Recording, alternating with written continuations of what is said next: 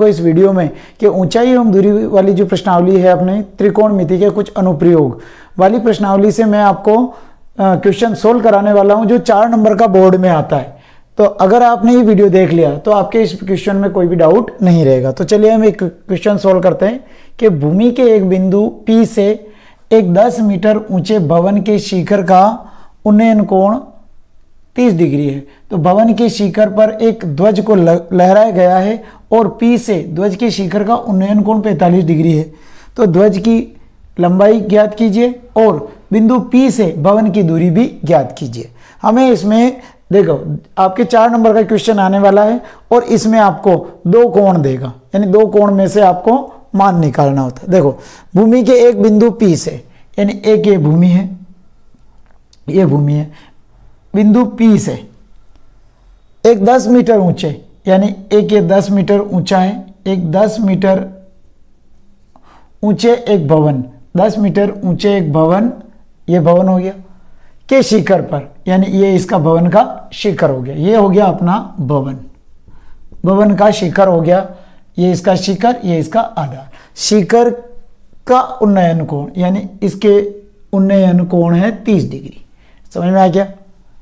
पहला कोण है कि हमें 10 मीटर ऊंचे भवन के शिखर का उन्नयन कोण 30 डिग्री है। भवन के शिखर पर एक ध्वज को लहराया गया है, यहाँ पे एक झंडे को लगाया गया, इस टाइप से हम झंडा लगा सकते हैं, लहराया गया है। और P से ध्वज के शिखर का उन्नयन कोण, यानी P से ध्वज के शिखर का उन्नयन कोण, यानी यहाँ से इसका उन्नयन कोण, ये वाला उन्नयन कोण 45 डिग्री, यानी कि ये पूरा है आपके 45 डिग्री।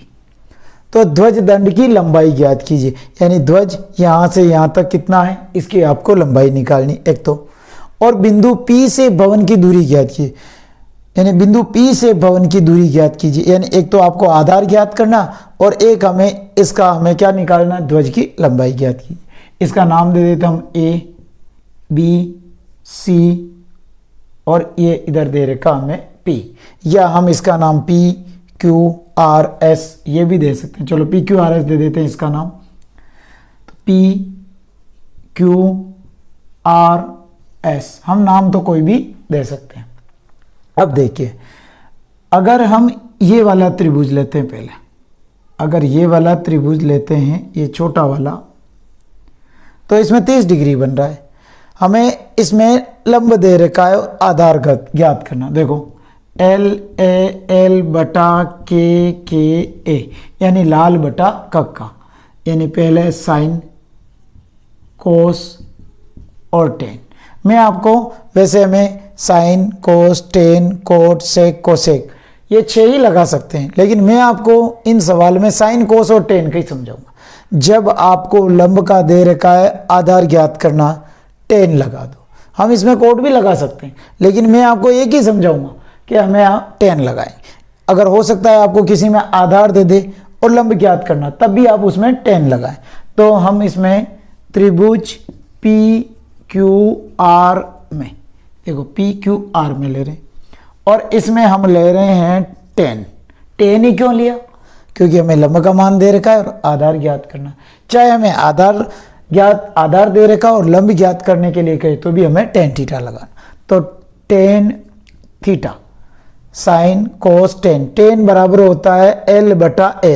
L का मतलब लंब, A का मतलब आधार, यानी लंब बटा आधार, यानी A बटा L। थीटा का मतलब होता है कोण, तो थीटा का मान दे रखा है हमें 30 डिग्री, 30 बराबर लंब का मान कितना है RQ का, इसका मान 10 मीटर बटे A यानी PQ, आधार का मतलब PQ। tan 30 का मान हम सारणी में देखेंगे, tan 30 का मान होता है 1/√3 बराबर tan अपॉन PQ। हम क्रॉस गुणा कर लेते हैं, तो PQ को हमने 1 से गुणा किया तो PQ बराबर 10 को √3 से गुणा करेंगे तो 10√3। ये होगी हमारे पास में समीकरण नंबर 1। अब हम इसी में निकालते हैं दूसरा 45 का। तो हम ये त्रिभुज लेंगे, ये पूरा PQS वाला PQS। अब देखिए, अब हमें यहाँ से यहाँ तक का मान तो हमें 10 पता है, लेकिन ये मान पता नहीं, तो इसको हम RS भी लिख सकते हैं, या बोली हमें ऊंचाई दे रही की तो हम इसको h भी मान सकते हैं। अब हम इस पूरे को अगर देखते हैं, अगर मेरे को यहाँ से यहाँ तक ज्ञात करना, तो मैं क्या लिख सकता हूँ, इसको 10 + h लिख सकता हूँ ना, या h + 10 ये भी लिख सकते हैं। अब देखिए हमें इस पूरे का मान है h + 10 + h, और इसका मान अभी हम निकाल चुके 10√3, तो इसका हम 10√3 रख देंगे, और इधर हमें h ज्ञात करना, तो इसमें यह दे रखा है, हमें आधार दे रखा है, और लंब यानी h का मान निकालना है, इसमें हम tan थीटा लगा देंगे। तो लिख लो त्रिभुज PQS में इसमें लगाया हमने tan थीटा बराबर लंब बटा आधार, tan 45 यानी tan 45 लंब क्या लिखेंगे 10 + h, तो 10 + h बटा, अभी हम PQ लिख दो, बटा आधार क्या है PQ। tan 45 का मान होता है हमारे पास में, क्या होता है, tan 45 का मान होता है 1, तो इसका हमने सारणी से मान रखा 1, 10 + h बटा PQ बटा 1, क्रॉस गुणा किया तो PQ को 1 से गुणा किया, तो PQ बराबर 10 + h, समीकरण नंबर 2। अब देखिए हमारे पास में PQ बराबर आ गया 10 + h, जबकि PQ का मान क्या है 10√3, तो यहाँ PQ की जगह क्या लिखेंगे 10√3, यहाँ लिख देते हम समीकरण 2 में PQ का मान रखने पर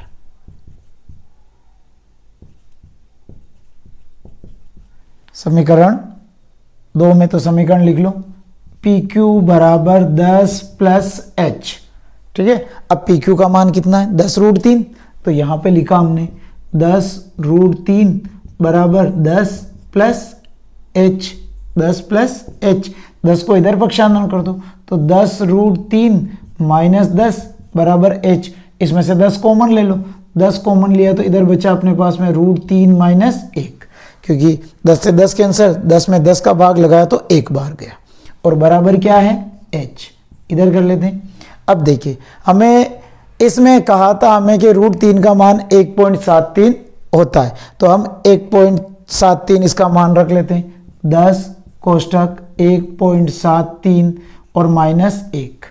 अब हम इसमें से 1 घटा देते हैं, इधर तो ये 10 और इंटू इधर हमने 1 घटाया तो 0.73 ये आया। अब हम 0.73 को गुणा करते हैं, तो गुणा कर लेते हैं, 0.73 को हम 10 से गुणा करते हैं, 0 0 0 इंटू 3 7 0 0 3 7 1, एक संख्या बाद पॉइंट, तो ये आ गया अपने पास में कितने आए 73, यानी कि यहां से अगर इसका पॉइंट हटा देते हैं, अगर पॉइंट देखो पॉइंट हटाओ, पॉइंट बटा 100 और 1 0 से 1 0 काट दो, तो इधर क्या बचा अपने पास में, तो 73 बटा 10 यानी 7.3 मीटर, यानी एक संख्या बाद पॉइंट लगा देंगे, तो हमारा जो h की वैल्यू आई है वो कितनी आई 7.3 मीटर।